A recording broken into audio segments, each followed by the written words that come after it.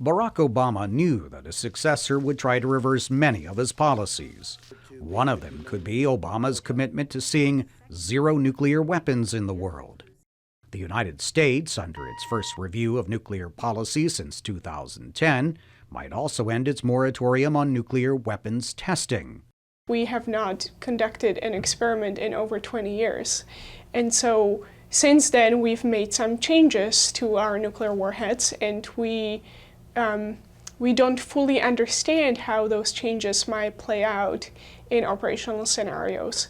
According to National Security Council officials, also on the table in the Nuclear Posture Review, recalculating the number of U.S. nuclear weapons and possibly adding new ones. All of this is being closely watched in Russia, which is believed to have a nuclear stockpile even larger than that of the United States. Apparently today there is no nuclear policy for the new administration, and it's too early. But the problem is that the Republican Party has almost no arms controllers left.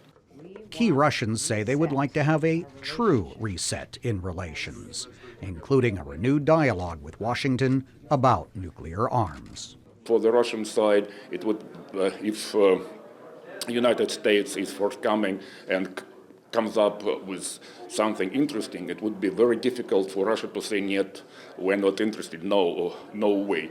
But in some Washington circles, there remains considerable skepticism about trusting the Russians, who are accused of not complying with existing nuclear arms treaties.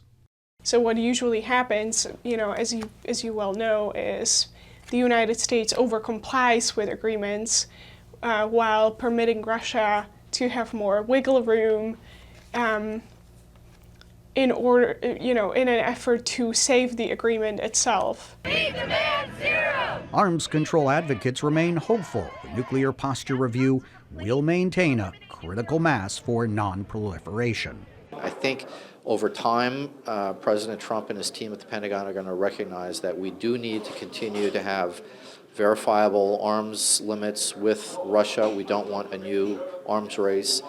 We don't want to open the door to new types of nuclear weapons and nuclear testing, which would have grave ramifications for the global arms reduction and non-proliferation process.